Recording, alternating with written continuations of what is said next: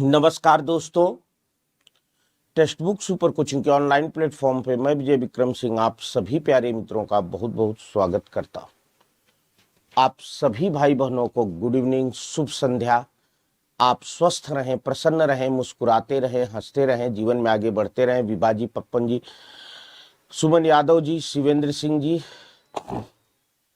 स्वाति शर्मा जी, विभा शुक्ला जी, जो भी मेरे साथी मेरे भाई बहन जुड़ रहे हैं, देख रहे हैं, आप सभी साथियों का, सभी भाई बहनों का हार्दिक स्वागत है, अभिनंदन है आज की इस कक्षा में। और आज से हम जो ये क्लास स्टार्ट कर रहे हैं, ये मंजूषा दीक्षित जी, ये क्लास बेटा यूपी के लिए स्पेशल है, उत्तर प्रदेश के लिए विशेष है, टीजीटी पीजीटी के लिए। और जो कि जैसा कि आप जान रहे हैं कि उत्तर प्रदेश के टीजीटी पीजीटी में काव्य शास्त्र और संस्कृत साहित्य का जो बड़ा हिस्सा होता है, तो आज की हम यह क्लास जो है उसी काव्य शास्त्र और संस्कृत साहित्य से शुरू कर रहे हैं। और आने वाले अब कुछ दिनों तक नेहा जी नमस्कार, ये क्लास आपको काव्य शास्त्र और संस्कृत साहित्य पर ही मिलेगी। अच्छा, सब नेहा जी, शिल्पा जी, अरविंद चौरसिया जी, सब लोगों को, खुशबू रानी जी, अनीता कुमारी जी, गौरव पंडित जी, सब लोगों को बहुत बहुत, सरिता ओझा जी, सबको, अनिल यादव जी, बहुत बहुत स्वागत है। देखिए बेटा, इसका रीजन भी मैं आपको बताऊं कि मैं बड़े ओपन शब्दों में कहूं तो काव्य शास्त्र एक ऐसा, भारतीय काव्य शास्त्र और पाश्चात्य काव्य शास्त्र एक ऐसा विषय है जिसे सामान्यतः लोग यूट्यूब पर पढ़ाने से बचते हैं। और इसका मैं आपको कारण भी बता दूं कि हाँ, मुनेश कुमार जी नमस्कार, जो है खुशबू जी नमस्कार। तो ये इतना आसान विषय नहीं, गुलाब जी नमस्कार, ये इतना आसान विषय नहीं है किसी के लिए भी। ये वास्तव में अपने आप में पढ़ाने का एक बहुत ही कठिन है। तो हम जो है, पर हमारे लिए अच्छा है क्योंकि हमने शुरू से इस विषय को काफी अध्ययन किया, पढ़ाया और आप लोगों के लिए हमेशा आसान बनाया है, सहज बनाया है। वही प्रक्रिया सेम टू सेम यहाँ चल रही है। तो आइए दोस्त, शुरू करते हैं। देखिए, टेक्स्ट बुक सुपर कोचिंग आपके लिए लेकर के आया है 24 घंटे का हंगामा सेल। जी हाँ, ये सेल केवल आज के लिए है। बहुत पहली बात तो ध्यान रखिएगा कि ये सेल जो है केवल आज के लिए है, बस केवल 24 घंटे का हंगामा सेल है बेटा। और सबसे कम मूल्य पर आज आपको यहां सुपर कोचिंग के कोर्सेज उपलब्ध हो रहे हैं। सबसे अब तक के सबसे कम मूल्य पर बेटा। यूपी टेट की अगर हम बात करें तो अगर आप यूपी टेट कोर्स ले रहे हैं तो फ्री पास प्रो के साथ केवल 811 रुपए में यह कोर्स आपको उपलब्ध होगा विजय कोड के साथ। अगर आप सीटेट की बात करें तो मात्र 1353 रुपए में विजय कोड के साथ यह कोर्स आपको उपलब्ध हो जाएगा, केवल और केवल 1353 रुपए में। झारखंड टीजीटी की बात करें बेटा तो केवल 999 रुपए में आपको विजय कोड के साथ यह कोर्स उपलब्ध हो जाएगा। बिहार शिक्षक भर्ती केवल 1043 रुपए में विजय कोड के साथ। और देखो बेटा, इसके लिए भी मैं बता दूं कि इसमें लाइव क्लास चलती है ना, इसमें जो है लाइव क्लास है। तो जो भी बच्चा लेना चाहता है आज के दिन ही कोर्स परचेज कर ले, क्योंकि यहां आपको जो है डायरेक्ट क्लास मिलेगी और बिल्कुल जैसे आप पढ़ रहे हैं ऐसे पढ़ सकते हैं। EMRS टीजीटी पीजीटी केवल 2088 रुपए में मिल जाएगा आपको बेटा विजय कोड के साथ। NVS केवल 1740 रुपए में बेटा विजय कोड के साथ। और मैंने आपको बताया भी था कि EMRS NVS इसका जो है एक विशेष कोर्स लॉन्च किया गया है जो आपके सिलेबस और बिल्कुल पैटर्न के अकॉर्डिंग है। तो इससे बढ़िया कोई यूट्यूब पर कोर्स नहीं है बेटा। DSSB PGT केवल 2029 रुपए में आपको मिल रही है विजय कोड के साथ। DSSB TGT 2029 रुपए में विजय कोड के साथ। DSSB TGT मात्र 2029 रुपए में विजय कोड के साथ। यूपी TGT PGT मात्र 2088 रुपए में मिल रही है बेटा विजय कोड के साथ। देखो भैया, इतना बढ़िया कोर्स और इतने कम मूल्य पर इतने ईमानदारी से पढ़ाने वाला कोई नहीं मिलेगा आपको। गुलाब जी पढ़कर देखिए, कुछ कठिन नहीं लगेगा। तो आपको कुछ नहीं करना, आपको केवल एक काम करना है बेटा। फर्स्ट ऑफ ऑल आप अपना नाम लिखिए, अपने कोर्स का नाम लिखिए, आप कौन सा कोर्स परचेज करना चाहते हैं, और अपना मोबाइल नंबर लिखिए। ये तीनों चीजें लिख करके आप हमारे नंबर 6393382997, आप इस नंबर पर हमको व्हाट्सएप कर दीजिए। और आपसे निवेदन है कि जैसे भी संस्थान के हमारे लोग आपके साथ संपर्क करेंगे, फोन उठाइए, उनसे बताइए कि जी हाँ हमें लेना है, कोर्स पढ़ना है। तुरंत जो है हाँ शोभा जी नमस्कार, तुरंत जो रोहिणी मिश्रा जी नमस्कार, तो तुरंत जो है उनसे उनसे बताइए, और वो आपका कोर्स परचेज करने में, कहाँ से कोर्स देखना है, कैसे पढ़ना है, इन सब चीजों में पूरी सहायता करेंगे। और खूब आराम से, अंजू जी नमस्कार, खूब जम करके पढ़िए और अपना सिलेक्शन लीजिए। क्योंकि देखिए, आप सभी लोग जान रहे हैं कि पूरी संभावना है कि नवंबर दिसंबर के मध्य आपका यूपी का TGT वाला एग्जाम हो जाएगा।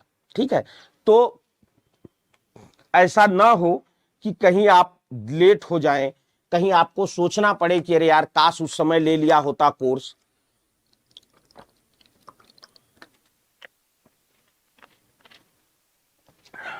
तो ये काश वाली बात ना हो। आइए शुरू करते हैं। पहला क्वेश्चन आपके सामने है, कह रहे हैं काव्य संप्रदायों का सही विकास क्रम क्या होगा। यूपी TGT PGT में आ भी सकता है, व्याकरण में अभी तक आया तो नहीं आस्था जी। तो कह रहे हैं कि बेटा रिया जी बिल्कुल मिल जाएगा। आप जो है संपर्क कर हमें भेज दीजिए, हम सर से आपकी कांटेक्ट करा देंगे, वहां से खरीद लीजिएगा, कोई दिक्कत नहीं है। या आप यहीं से जो है परचेज कर लीजिए, सब कुछ मिल जाएगा, हम कांटेक्ट करा देंगे। ठीक है, कोई दिक्कत नहीं। स्वाति जी मैं देख लूंगा आपने क्या कमेंट में लिखा है। BPSC का भी बेटा कैलेंडर जारी हो गया है, और मैं अभी देखकर आपको बताऊंगा।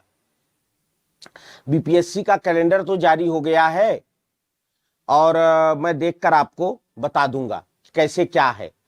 ठीक है, देखो बेटा एक बात देखिए, काव्य संप्रदायों का, जब आप काव्य शास्त्र की शुरुआत करते हैं तो सबसे शुरुआत में आपको यही दो चीजें पढ़नी चाहिए काव्य शास्त्र में। एक तो संप्रदायों का विकास कि मतलब एक तो काव्य शास्त्र का काल विभाजन, रतिपाल जी नमस्कार भैया, एक तो काव्य शास्त्र का काल विभाजन कि 4 भागों में बांटा गया, किसमें किसमें किस काल के तहत कौन आते हैं, कौन सा संप्रदाय आता है, और फिर जो संप्रदाय के कवि हैं उनका परिचय। ये चीजें आपको जो है संप्रदाय के अनुसार पढ़नी चाहिए।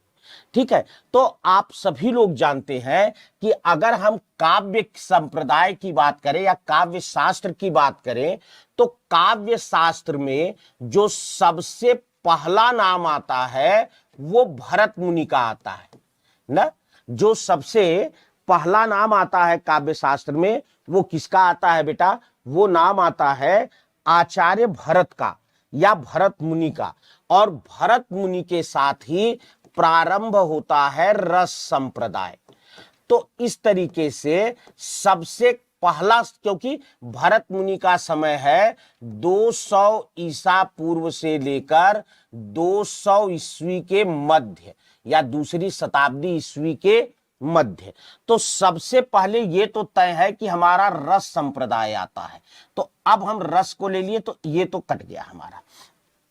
इसके बाद अब दूसरा है ध्वनि। देखिए आनंदवर्धन तो बहुत बाद में आते हैं, आप लोग जानते हैं कि दीपा जी नमस्कार, जो है आनंदवर्धन जो होते हैं जो है बेटा वो बहुत बाद में आते हैं। जो है अगर भरत मुनि के बाद दूसरा किसी का नाम आता है तो वो नाम आता है आचार्य भामह का ना। और भामह जो है किस संप्रदाय के जनक हैं? अलंकार संप्रदाय न, अलंकार संप्रदाय के जनक हैं भामह। तो इस तरीके से रस के बाद जो दूसरा आएगा वो अलंकार आएगा, उसके बाद दंडी आते हैं। देखिए आप लोग अच्छी तरह से जानते हैं कि दंडी को भी भामह, दंडी, रुद्रट, उद्भट, ये चारों लोग जो है भामह, दंडी, रुद्रट और उद्भट, ये चारों लोग अलंकार संप्रदाय में जोड़े जाते हैं। पर इसके अलावा दंडी ने जो है फिर उसके बाद हमारा रीति संप्रदाय आता है वामन का ना। फिर उसके बाद वक्रोक्ति, वक्रोक्ति के बाद ध्वनि, और औचित्य आता है सबसे अंत में ना। औचित्य आता है सबसे अंत में, क्योंकि ये जानते हैं, आपने ये पढ़ा होगा जब काल विभाजन पढ़ते हैं बेटा, जब आप कोर्स लेंगे वहां मैं ये चीजें आपको बताऊंगा कि जिस समय ध्वनि के खंडन की चर्चा चल रही थी, ध्वनि के खंडन की चर्चा चल रही थी, और ये नहीं,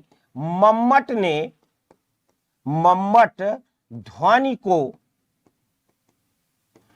पुनर्स्थापित न, मम्मट ध्वनि को पुनर्स्थापित कर रहे थे। उस समय जाकर के हमारा औचित्य संप्रदाय आता है।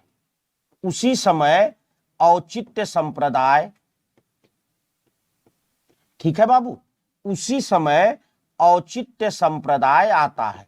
तो इस तरीके से जो हमारा औचित्य संप्रदाय है ये सबसे बाद में आता है। तो आपको दो चीज तो दिमाग में बिठानी है, क्या? नंबर एक, प्रथम काव्य शास्त्रीय संप्रदाय है रस संप्रदाय, और अंतिम काव्य शास्त्रीय संप्रदाय है औचित्य संप्रदाय। इसी कारण मम्मट को जो है ध्वनि प्रतिष्ठापक परमाचार्य, क्वेश्चन खूब पूछा जाता है बेटा, ध्वनि प्रतिष्ठापक परमाचार्य, ध्वनि प्रतिष्ठापक परमाचार्य की उपाधि दी गई थी। किसे? मम्मट को। नमस्कार भैया प्रेमपाल जी। तो बात समझ में आया? औचित्य क्षेमेंद्र का है बेटा, बिल्कुल सही कहा रतिपाल जी ने। औचित्य ये तो सब लोग जानते हैं। औचित्य जो है ये, तो ये मैंने प्रश्न इसलिए लिया कि मैं आपको केवल यहां से एक बात बताऊं कि जब काव्य है, बिल्कुल भैया बिल्कुल शेयर करो यार, कम लोगों के रहने से तो काम ही नहीं चलेगा। तो अब जो है ये बात ध्यान रखना बेटा कि जब काव्य शास्त्र पढ़ना शुरू करना तो सबसे पहले जो है काव्य शास्त्र का विभाजन पढ़ना, हाँ, कि कौन कौन किस तरह से है। ठीक है, चलो अगला क्वेश्चन लेते हैं बाबू। काव्य का सर्वस्व कहा जाता है, काव्य का सर्वस्व किसे कहा गया है?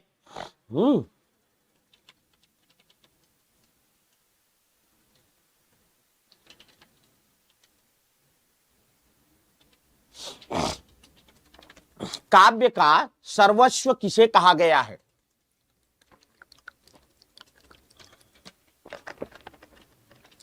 ध्वनि, अलंकार, वक्रोक्ति, रीति।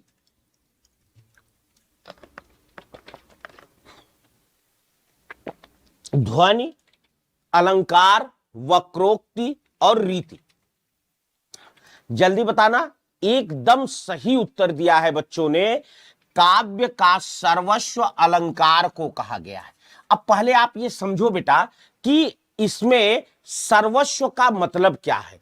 सर्वस्व का मतलब है कि काव्य का आप एक उस तरह से समझ सकते हैं, वह संप्रदाय जिसे अधिकांश लोगों ने, वह संप्रदाय जिसे अधिकांश लोगों ने काव्य का मुख्य तत्व माना, काव्य का मुख्य तत्व माना। अब आप इसमें देखो बेटा, यह अलंकार संप्रदाय की स्थापना की थी। जो है अलंकार संप्रदाय की अगर हम बात करें तो स्थापना की थी किसने?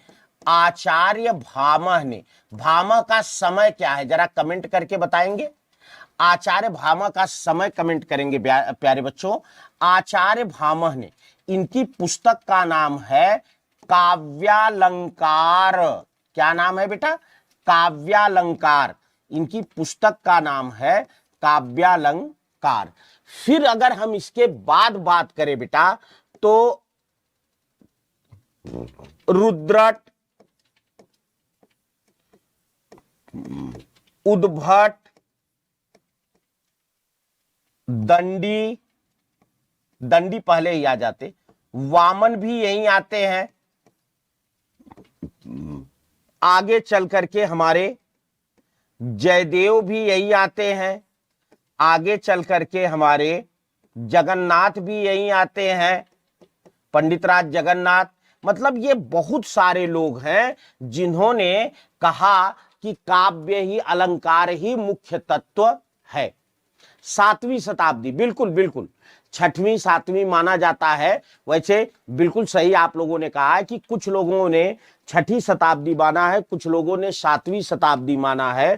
तो हम मोटा मोटा जो इनका समय मान सकते हैं आचार्य भामह का, वो 6वीं से 7वीं के मध्य मान सकते हैं। पर कुछ लोग 6ठी कुछ 7वीं की बात करते हैं।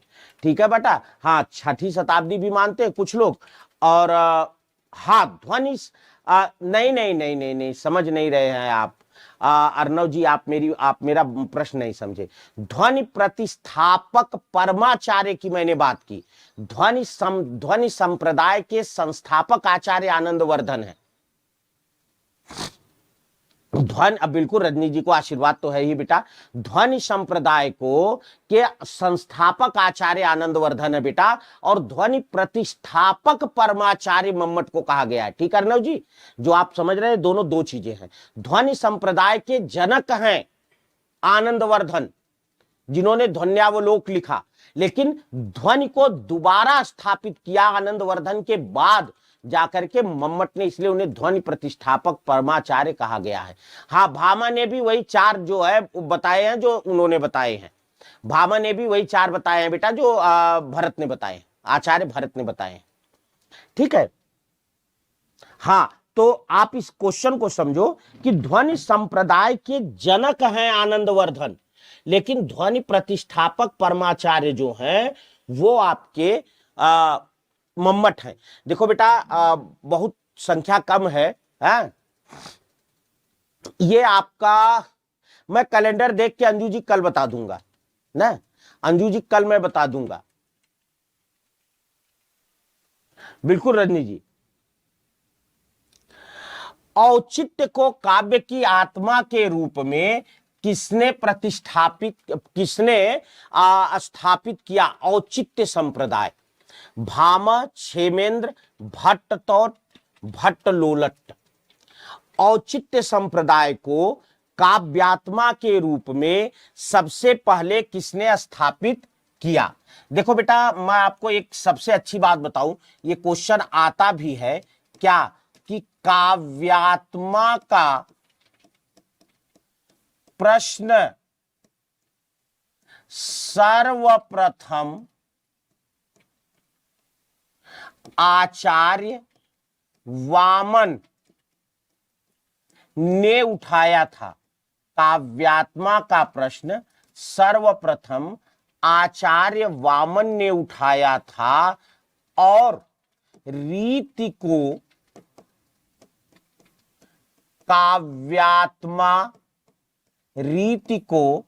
काव्यात्मा माना था।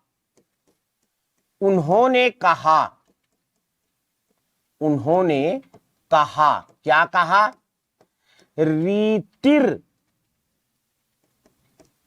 आत्मा काव्यस्य,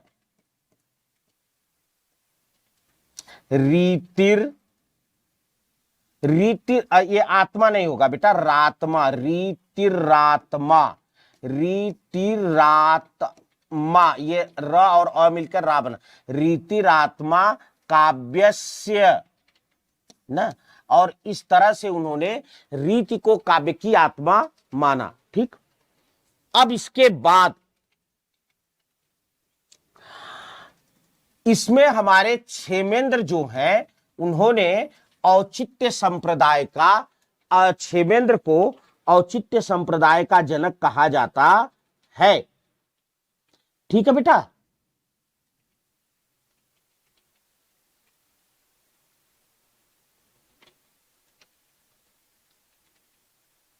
देखिए, आचार्य क्षेमेंद्र जो थे, इन्होंने कहा कि औचित्य के अभाव में, ध्यान से सुनना, इन्होंने कहा औचित्य के अभाव में काव्य का रसास्वादन, औचित्य के अभाव में काव्य का रसास्वादन संभव नहीं है।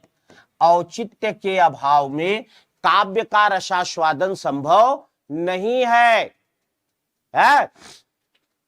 इसलिए इन्होंने औचित्य को ही काव्य की आत्मा माना। ठीक है, जरा एक बार झूम के शेयर करेंगे, एक बार झूम के शेयर करेंगे ना। और बिल्कुल भी, बिल्कुल भैया ना, जो है सुरेंद्र जी, बहुत बहुत स्वागत है आपका। है, चलिए, जो है, हाँ बिल्कुल बिल्कुल रजनी जी, बहुत बढ़िया, बहुत बढ़िया बेटा। चलो अगला क्वेश्चन लेते हैं बाबू। औचित्य, अभी मैंने बता ही दिया कि क्षेमेंद्र जो है औचित्य के संस्थापक है। चलो अगला क्वेश्चन है, ध्वनि को काव्यात्मा, आज देखिए मैंने बिल्कुल पहला दिन सरल सरल क्वेश्चन लिया है। ध्वनि को काव्यात्मा मानकर ध्वनि संप्रदाय का प्रतिपादन किसने किया? दंडी, मम्मट, विश्वनाथ, आनंदवर्धन। अब आपके जो है प्रश्न का उत्तर यहां मिल जाएगा बेटा। ठीक है, चलिए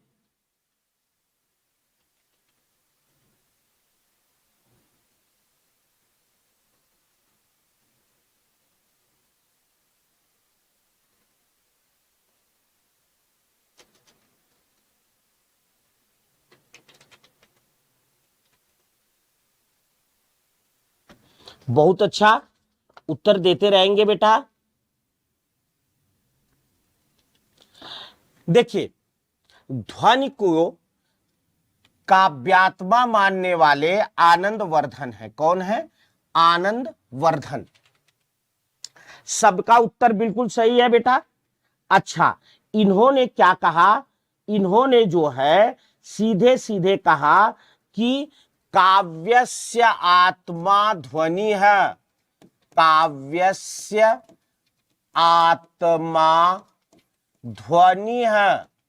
इस तरह से इन्होंने ध्वनि को काव्य की आत्मा माना और ध्वनि संप्रदाय का प्रतिपादन किया।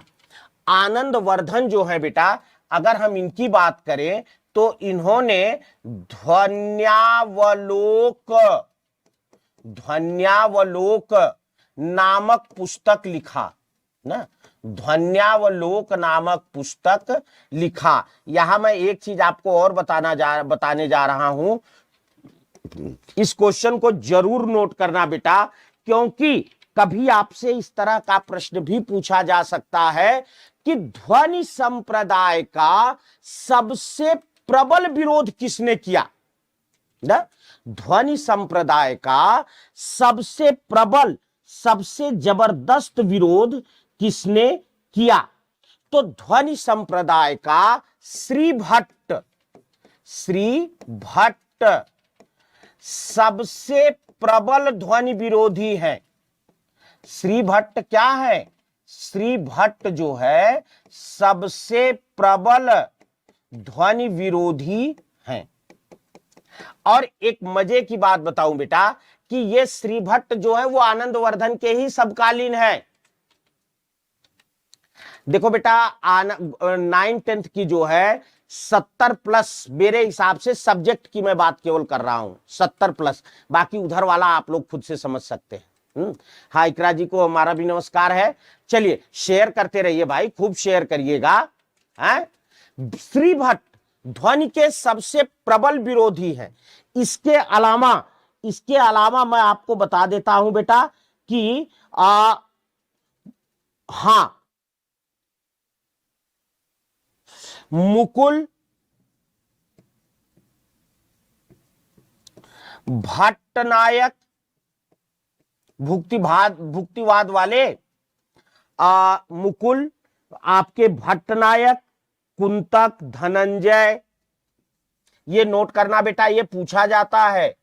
कुंतक, धनंजय, ठीक है, कुंतक, धनंजय और महिम भट्ट,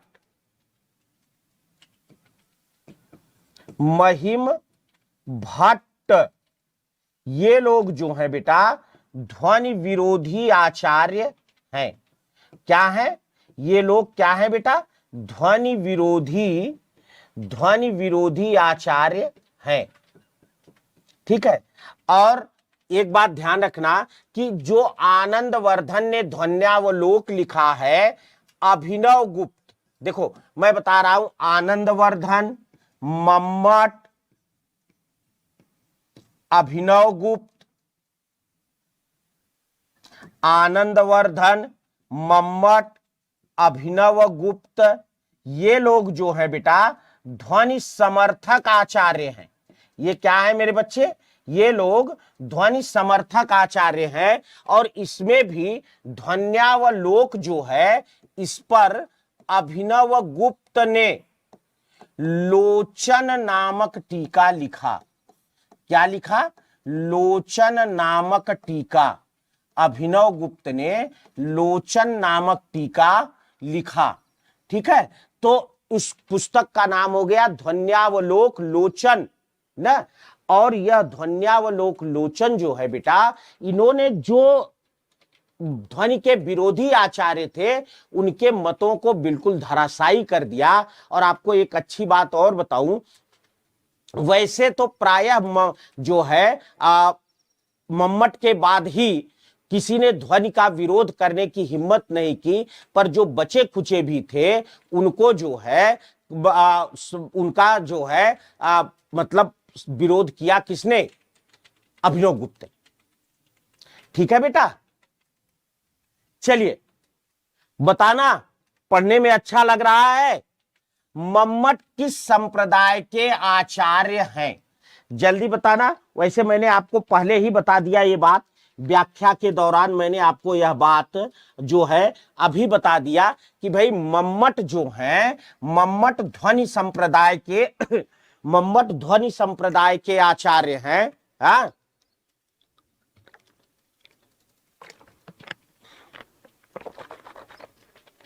चलो बेटा, मम्मट जो है 5 नंबर में कुछ नहीं है, बता तो दिया। ध्वनि को काव्य की आत्मा मानकर ध्वनि संप्रदाय का प्रतिपादन किसने किया? तो ध्वनि संप्रदाय के प्रतिपादक आचार्य हैं बेटा आचार्य आनंदवर्धन। ठीक है बाबू। और आनंदवर्धन के अलावा मम्मट, अभिनव गुप्त, ये लोग ध्वनि के समर्थक आचार्य हैं। ध्वनि के विरोधी आचार्यों में सबसे बड़ा नाम जो आता है बेटा, वो आता है श्री भट्ट का। और मैंने कहा ये श्री भट्ट जो है आनंदवर्धन के समकालीन ही थे। श्री भट्ट के अलावा मुकुल, भट्टनायक, कुंतक, धनंजय, महिम भट्ट, ये ध्वनि के विरोधी आचार्य हैं। इन्होंने ध्वनि का विरोध किया। इसके साथ मैंने बताया कि आनंदवर्धन ने अपने संप्रदाय की स्थापना के लिए ध्वन्यावलोक नामक एक पुस्तक लिखा था और इन्होंने कहा काव्यस्य आत्मा ध्वनि है। और इसी ध्वन्यावलोक पर कि लोचन नामक टीका जो है लिखा अभिनव गुप्त ने ना, और ग्रंथ का पूरा नाम हो गया ध्वन्यावलोक लोचन। ठीक है, चलिए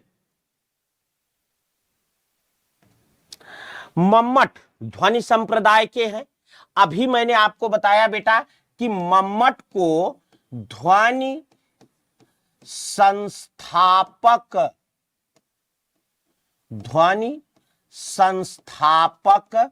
परमाचार्य ध्वनि संस्थापक परमाचार्य की उपाधि दी गई है। मम्मट को ध्वनि संस्थापक परमाचार्य की उपाधि दी गई है। मम्मट ने अब तक जितने भी ध्वनि के इनके समय के थे ध्वनि विरोधी, सबका खंडन किया।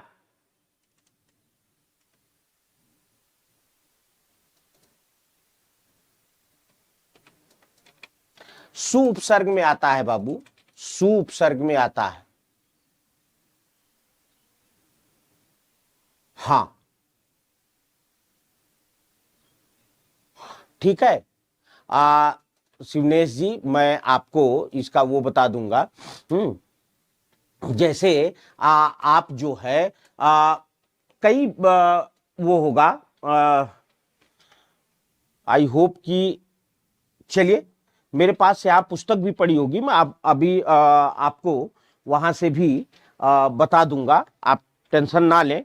चलिए, आपने जिज्ञासा प्रकट की तो ये बहुत अच्छी बात है कि भाई आपके मन में एक जिज्ञासा थी इस बात को जानने की कि जो सर ने कहा क्या ऐसा होता है नहीं होता है, तो मैं आपको यहाँ से जो है बता दूंगा बेटा, घबराइएगा नहीं।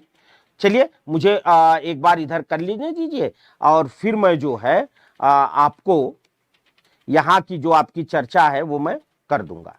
ठीक है, परेशान ना हो बाबू। चलिए,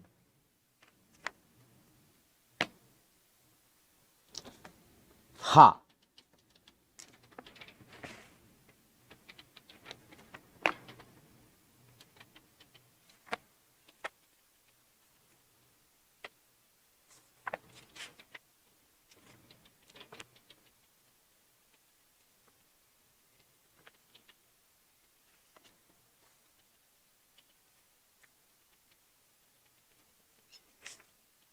चलिए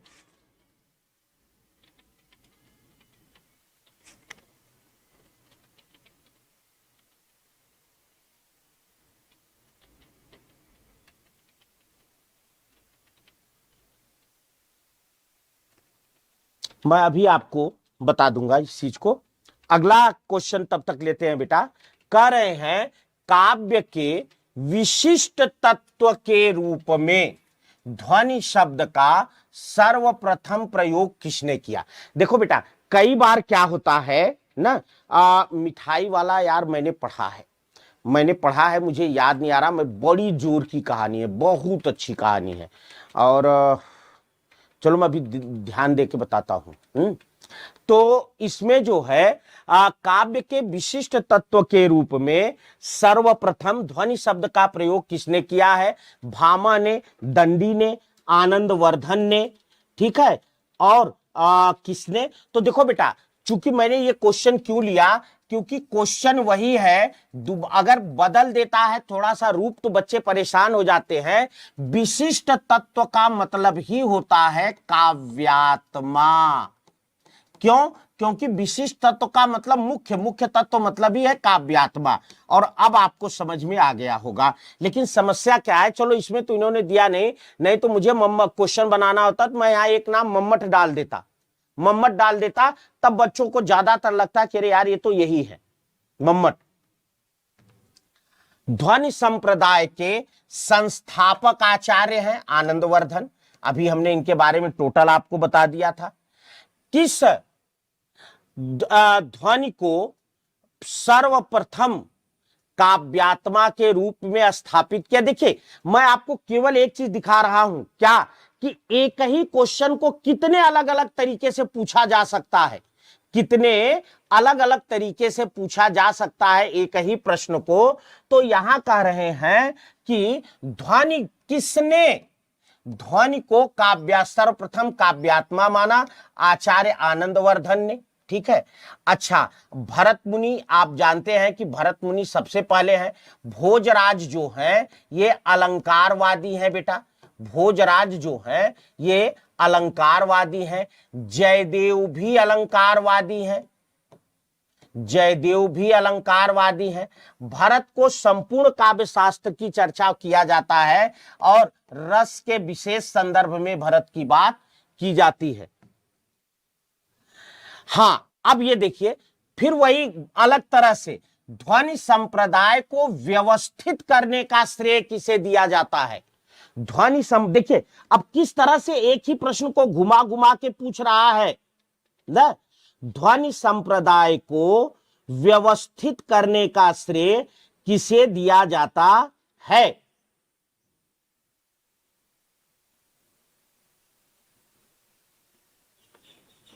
देखो बेटा इस चीज को थोड़ा समझना, ये मैं इसलिए आपसे कह रहा हूं क्वेश्चन क्यों इंपॉर्टेंट है, क्योंकि ये क्वेश्चन यूपी टीजीटी में आया हुआ है और इस क्वेश्चन पर विवाद उठा था।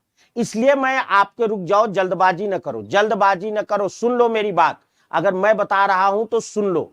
ये क्वेश्चन यूपी टीजीटी में आया हुआ था और उस जो है, नहीं एक ही सवाल पर चर्चा नहीं होनी है। आपको मैं ये दिखा रहा हूं एक सवाल कितनी तरह से बन सकता है। ये क्वेश्चन जो है आज यूपी में आया था। देखिए ये क्वेश्चन जब आया था तो पहली बार के आंसर की में उन्होंने आनंदवर्धन माना था, लेकिन जब दोबारा उन्होंने आंसर की दिया तो उसमें अभिनव गुप्त को मान लिया था। अब इसलिए मुझे ये क्वेश्चन आपको बताना ही बताना था।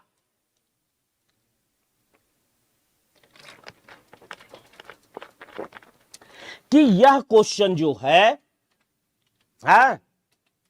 4 बजे कहां क्लास चलता है? नहीं बेटा,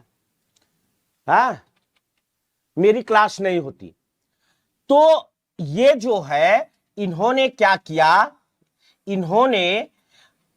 कि ध्वनि संप्रदाय को, देखिए ये यूपी टीजीटी में आया क्वेश्चन था। पहली बार के आंसर की में उन्होंने आनंदवर्धन माना था, दूसरे में उन्होंने अभिनव गुप्त मान लिया था और अभिनव गुप्त ही सही है, सबका शुरू में गलत हो गया। गुलाब जी बढ़िया बढ़िया लिखने से अच्छा है बढ़िया आंसर दीजिए ना। तो इतना जो है, सुशील जी बहुत फास्ट नहीं चलते हम भैया, हाथ जोड़ के क्षमा प्रार्थी हैं आपसे। हमारा काम है समझा के पढ़ाना। हाँ बिल्कुल, यूपी टीजीटी में इसी तरह से क्वेश्चन आएंगे। अभी तो शुरुआत है बेटा ना, लेकिन यहां जो है ये क्वेश्चन आप लोग ध्यान रखना कि आनंदवर्धन उत्तर नहीं है, इसलिए इन्होंने कहा व्यवस्थित करने। मैंने आपने लास्ट में क्या कहा, सबसे, मैंने आपसे एक बात बताई, आपने प्रश्न पर गौर नहीं किया, क्योंकि ध्यान तो केवल ये रहता है कि कहां कमेंट करना है, ध्यान इस पर रहता है। मैंने आपसे क्या कहा था, मैंने कहा था कि जब आनंदवर्धन ने ध्वनि संप्रदाय की स्थापना की, उस समय जब इसका विरोध किया गया तो उन विरोधियों को उत्तर दिया मम्मट ने, इसीलिए इनको ध्वनि प्रतिष्ठापक परमाचार्य कहा गया। और मम्मट के बाद फाइनली जो है अभिनव गुप्त, मैंने बीच में यह बात बताई थी कि मम्मट के बाद ही ध्वनि का विरोध बंद कर दिया गया था। लेकिन जब जो है थोड़ा बहुत जो बचा था उसे अंतिम रूप से निपटाया किसने, अभिनव गुप्त ने। इसलिए इसे पूर्ण रूप से व्यवस्थित करने का जो श्रेय दिया जाता है वो अभिनव गुप्त को दिया जाता है। ये बात मैंने जो है बीच में भी आपको बताई थी ना, ठीक है। चलिए अगला क्वेश्चन है बेटा, जब शब्द प्रत्यक्ष अर्थ को त्याग कर किसी और ही अर्थ का प्रतिनिधि कराए तो उसके प्रत्यक्ष अर्थ की अपेक्षा अधिक चमत्कार पूर्ण हो काव्य शास्त्र के अनुसार यह किसका लक्षण है? कारण जब कोई भी शब्द अपना मूल अर्थ त्याग दे और किसी एक ऐसे अर्थ का बोध कराए जो उसका जो है भैया किताब पढ़ा रहे हैं तो अब मैं क्या कहूं, मुझे तो नहीं पता ना। किताब पढ़ा रहे हैं इसका मतलब है कि भाई आप में इतनी भी योग्यता नहीं है कि आप अपने से किताब पढ़ सके ना। नमस्कार वंदना जी, भाई आप में इतनी भी योग्यता नहीं। अरे भाई बच्चे का मार्गदर्शन करिए, उसे बताइए कैसे किताब पढ़ाना। आपके पढ़ाने से किताब थोड़ी पढ़ेगा बच्चा। किताब आप खुद पढ़िए, आप खुद पढ़िए किताब। इसको क्या कहते हैं? रस, अलंकार, ध्वनि, इनमें से कोई नहीं ना। देखिए आधे लोगों का गलत हो रहा है, आधे का सही। इसका उत्तर अलंकार नहीं है बेटा, इसका उत्तर है ध्वनि। क्या उत्तर है? ध्वनि उत्तर है। मैं इसका कारण आपको बता रहा हूं। जैसे मैंने कहा किसी से कहिए कि आप जो है ईमानदार शब्द है, अगर आप ईमानदार शब्द पर बल दे दीजिए तो यह किसका अर्थ देने लगता है? तुरंत ए बेईमान का अर्थ देने लगता है ना। क्या करने लगता है? तुरंत यह बेईमान का अर्थ देने लगता है। तो ये क्या है बेटा? यही ध्वनि है। इसी को, इसीलिए तो ध्वनिवादियों ने कहा कि अलंकार का मूल तत्व ही ध्वनि है ना। बार बार ध्वनिवादियों ने क्या कहा? ध्वनिवादियों ने यही तो कहा बाबू कि अलंकार का मूल तत्व ही ध्वनि है। अलंकार का मूल तत्व ही ध्वनि है। इसीलिए तो कहा उन्होंने, क्योंकि ध्वनि के कारण ही अलंकार की सृष्टि होती है। तो नोट कर लेना। अगला क्वेश्चन है, किस आचार्य ने गुणों को रसाश्रित माना है? यूपी में आया हुआ क्वेश्चन है, बहुत अच्छा क्वेश्चन है बेटा।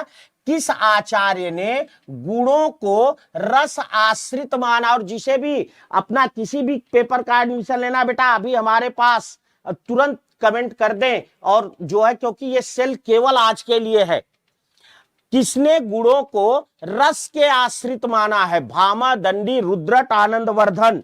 जल्दी बताना बेटा कि किसने जो है गुणों को रस के आश्रित। तो देखो बेटा, मैं सीधे सीधे बता रहा हूं।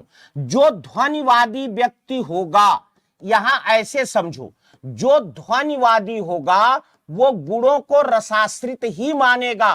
क्योंकि जब तक गुण रसाश्रित नहीं होंगे तब तक ध्वनि का उत्कर्ष नहीं होगा, और जब तक ध्वनि का उत्कर्ष नहीं होगा तब तक अलंकार नहीं आएगा। जब डिटेल में हमारे साथ पढ़ोगे तब ये बातें वहां मैं समझाऊंगा। ठीक है। यहां मैंने आपको 60 में बताया कि जो ध्वनिवादी है वो गुणों को रसाश्रित मानेगा, क्योंकि जब तक गुण रसाश्रित नहीं होंगे तब तक ध्वनि का उत्कर्ष नहीं होगा, और जब तक ध्वनि का उत्कर्ष नहीं होगा तब तक जो है रस की प्राप्ति नहीं होगी। अगला है, काव्य के अर्थ वैज्ञानिक विवेचन का शुभारंभ किसने किया? वामन, महिम भट्ट, मम्मट, आनंदवर्धन। काव्य के अर्थ वैज्ञानिक जो है विवेचन का शुभारंभ किसने किया?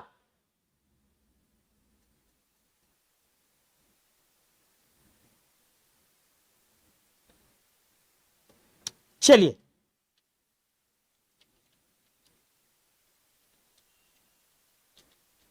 देखिए, अर्थ वैज्ञानिक विवेचन का मतलब क्या है, पहले आप केवल ये समझ लीजिएगा बेटा। अर्थ वैज्ञानिक विवेचन का मतलब यह है कि जैसे मान लीजिए किसी ने अलंकार की चर्चा की, किसी ने रीति की चर्चा की, किसी ने गुण की चर्चा की, किसी ने मान लीजिए कि ध्वनि की चर्चा की। तो जिसने भी ये चर्चा की उसी ने केवल अपने को श्रेष्ठ माना ना, केवल अपने को श्रेष्ठ माना। लेकिन अर्थ वैज्ञानिक विवेचन का करता है काव्यांगों में।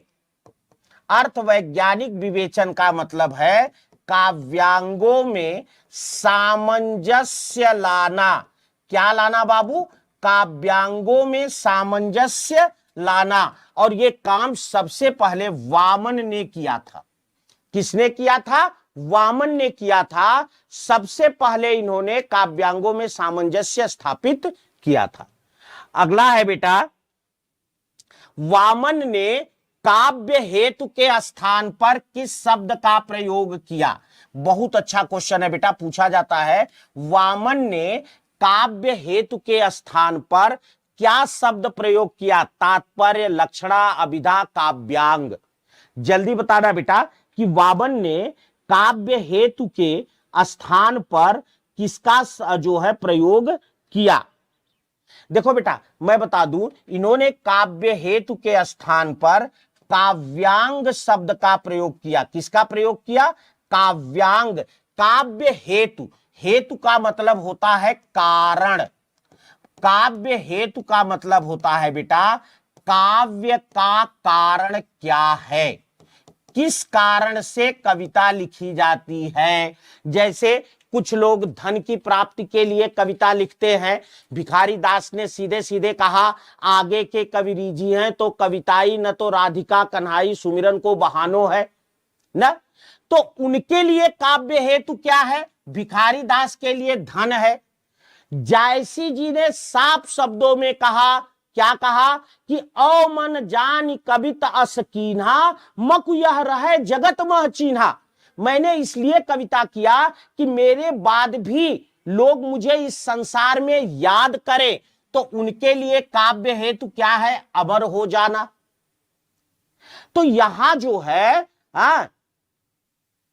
यहां काव्य हेतु माने काव्य का कारण, और वामन ने काव्य हेतु की जगह काव्यांग शब्द का प्रयोग किया था। अगला क्वेश्चन है बाबू, विशिष्ट पद रचना काव्य शास्त्र किस संप्रदाय से संबद्ध है? ना, विशिष्ट पद रचना किस संप्रदाय से संबद्ध है? रस संप्रदाय, अलंकार संप्रदाय, रीति औचित्य संप्रदाय। देखो आप लोग जानते होंगे कि सीधे सीधे विशिष्ट पद संघटना रीति किसने कहा? वामन ने कहा ना। और फिर इन्होंने विशिष्ट को परिभाषित करते हुए कहा विशेषो गुणात्मा। विशेषो गुणात्मा। तो विशिष्ट पद संघटना या विशिष्ट पद रचना जो है रीति के लिए इन्होंने बताया। किसने? आचार्य वामन ने।